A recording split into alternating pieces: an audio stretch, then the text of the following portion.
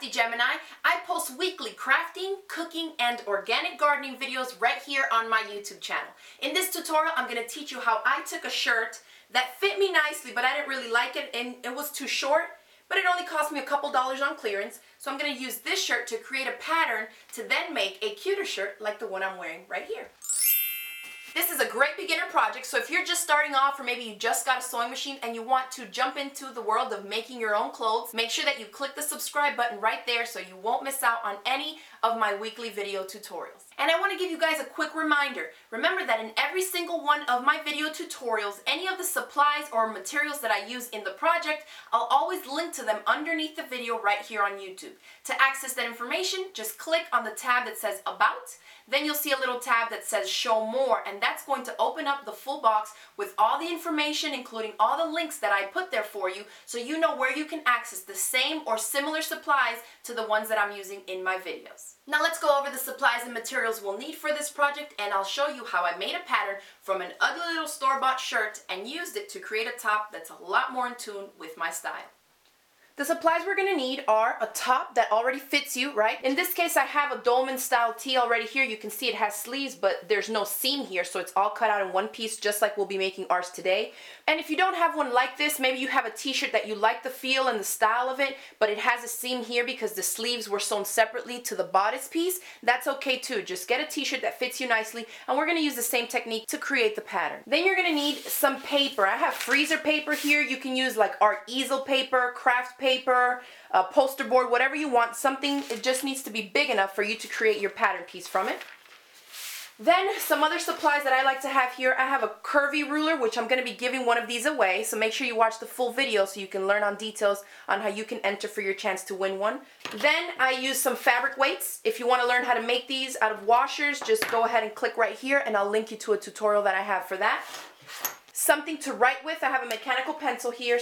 I have some scissors, a rotary cutter, rotary cutting mat, then some thread, and then your fabric. So for this type of project, I like to use lightweight stretch knits like jerseys and things like that, and I would particularly start off with something maybe semi-sheer, and that way you can ensure that it's really lightweight.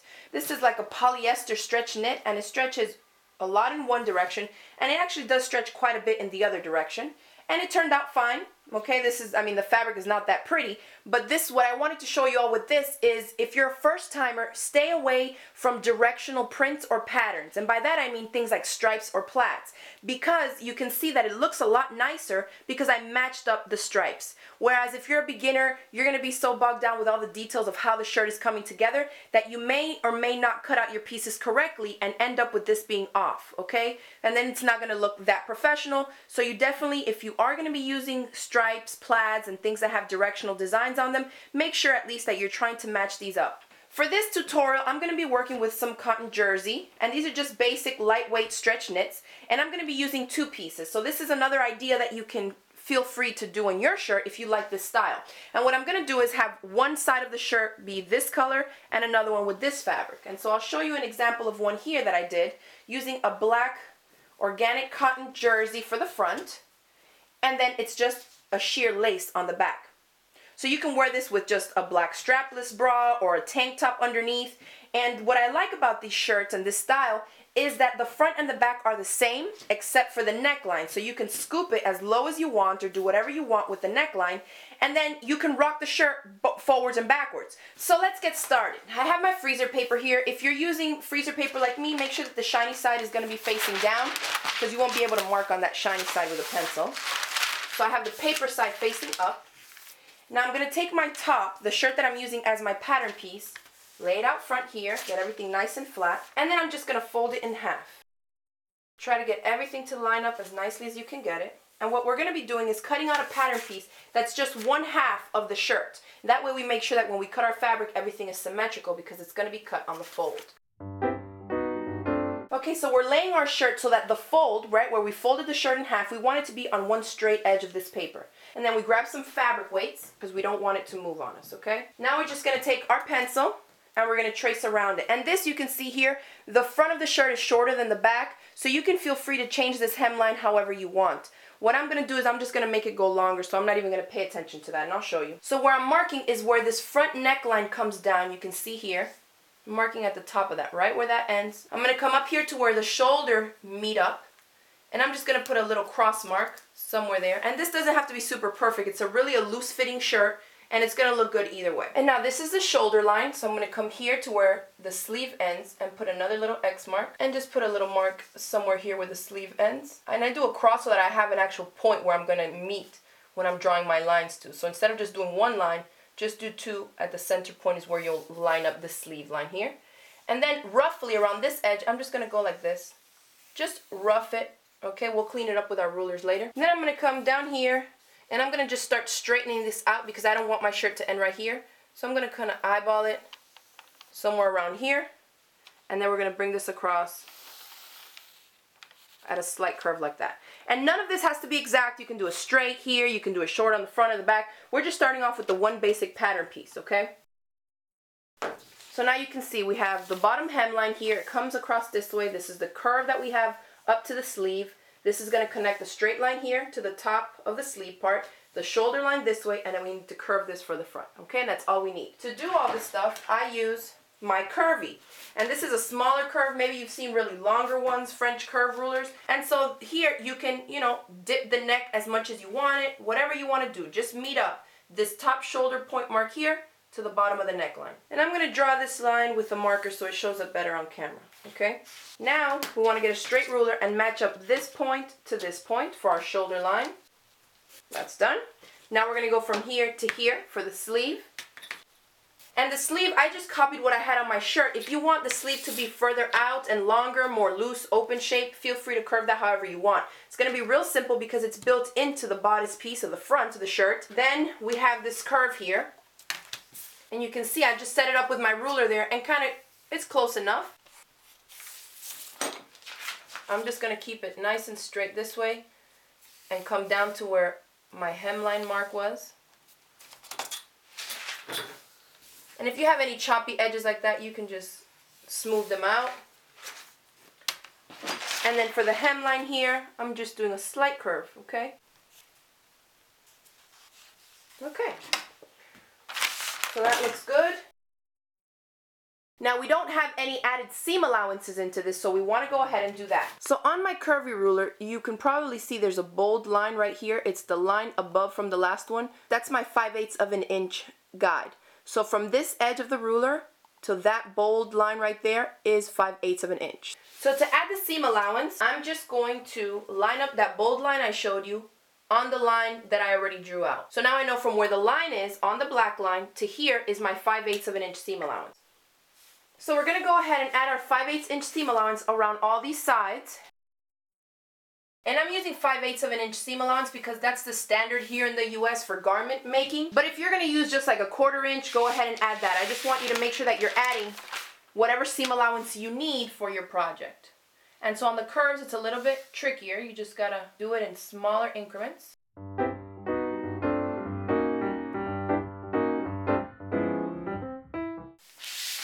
Now for the hemline, you can adjust it depending on how much you want to turn your hem under. I'm just going to do it at the 5/8 of an inch because when I'm working with stretch knits, they don't unravel on me, so I can just turn the hem under and just stitch it down. Now let's label our pattern. I'm going to draw a grain line here. I know this is straight and this needs to be on grain. Some other markings you want to include here on the center front line is that this needs to be placed on the fold. We want to do a line going this way and saying that the stretch of the fabric needs to be running left to right across the body. And that's important to note when you're working with stretch fabrics. The stretch always needs to be going left to right across your body so it can curve around, you know, the curves of your body as opposed to just going up and down. So I have my fabric here. We know that it needs to be cut on the fold so it's nice and folded. I check my lines, right? This needs to be placed on the fold, so it goes this way because my fold is down here. The stretch needs to be going left to right along the body. Make sure that's correct. So before you start cutting, you know, double check and make sure that you have all your fabric oriented correctly. So I'm going to cut around with my rotary cutter, but if you just have scissors, that's fine too. So now we have one pattern piece, right? And I'm going to repeat the exact same thing with my next fabric. So I have have both my pieces cut out front and back, and they are identical. At this point, feel free to dip the front side a little bit lower on the neckline, you know, depending on how you want it based on the pattern you use. And notice that I've kept my fabric still folded in half, because if I'm going to cut away from here, I don't want to have to do the whole thing by hand. I want to be able to just cut from here to here, and that way I know that it's going to be symmetrical on both sides because it is folded. Because I'm going to want to wear this shirt reversible, I want to be able to switch up the front and the back however I want depending on the mood I'm in and what I'm wearing.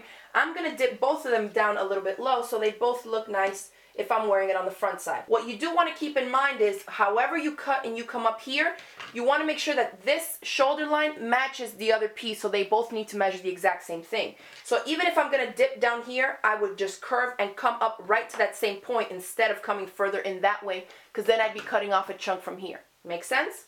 So watch, I'm just going to eyeball this, I'm going to dip it and just curve it right back up to the tip right there, so that I don't cut from the shoulder line length. Okay, so that's going to be one.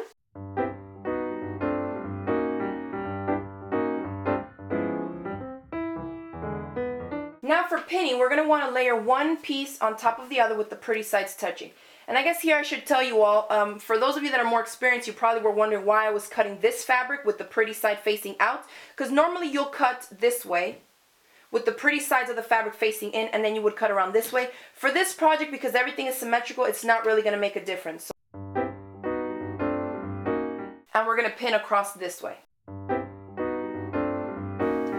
Then I'm going to turn my shirt. You don't need to pin here, right? That's where your arm is going to go. But we are going to pin down the side of the shirt here. So I've pinned up one shoulder line and down one side of the shirt. Now I need to pin the other side, but instead of just coming across and pinning this way, because of the way that I like to sew and feed the fabric through the machine, I think it's going to be easier if you just flip it over and then pin this way and this way. Now I'm going to head over to my sewing machine, and you want to start with the side that has the pins facing up. So I'm going to start here, and remember we added 5/8 of an inch seam allowance, so that's what we'll be using on our machine to sew. So you're going to go from here to here, and then you're going to start down here and come all the way down to the hemline. Then you're going to flip your piece over and then do the same thing on this side. I'm using white thread on my machine, and I have my walking foot on, and I'm choosing my stretch stitch. Okay, if you don't know what I'm talking about, make sure you click right here and watch the 2 videos I have on how to sew with stretch knit fabrics. They'll be really helpful.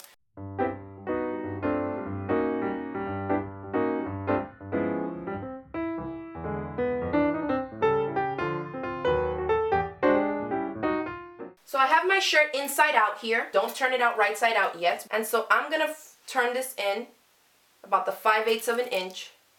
And then you can place pins here if that's going to help you. You want to open up this shoulder seam here. So open it like that.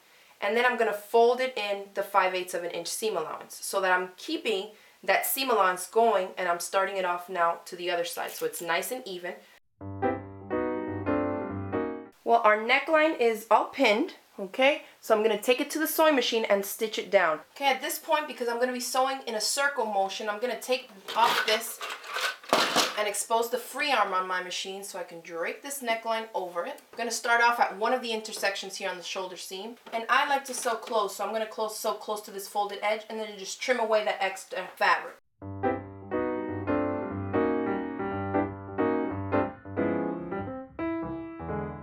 I sewed the neckline, and if you're like me, I sewed really close to that edge. You see how close my stitch line is to the top edge of the shirt there? Well, that's how I like to have mine. So if you did that, then you're probably going to have this chunk of fabric sticking out like I do here, and all you need to do is trim it away. But you want to be super careful and just do it little piece by little piece so that you don't snip into your actual shirt.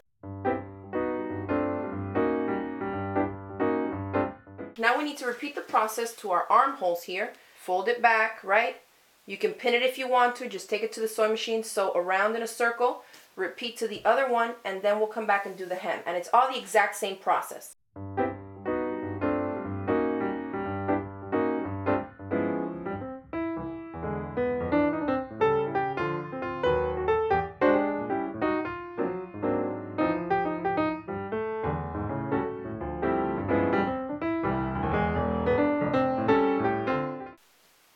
And that's it. That's all there is to making this really cute Dolman style tee. Even if you are a beginner, it's a great beginner project. It's inexpensive and it's definitely a great start to jumping into the world of making your own clothes. If you give this project a try, remember to upload those pictures to my Facebook page because we all love to see what you're making from the Crafty Gemini tutorials. I hope you all enjoyed this video. If you did, make sure to hit it with the thumbs up below, share it across the different social media sites, and don't forget to click that subscribe button so you won't miss out on any of my new video tutorials. And now for the giveaway details. To enter for your chance to win this curvy ruler, all you need to do is leave me a comment underneath this video here on YouTube telling me what type of sewing or garment making video tutorials you'd like to see me make. This giveaway is open to all my worldwide viewers. Good luck to everyone entering. Thanks to Crafty Bev for offering up this great ruler as a giveaway prize, and I'll see you next time. Bye.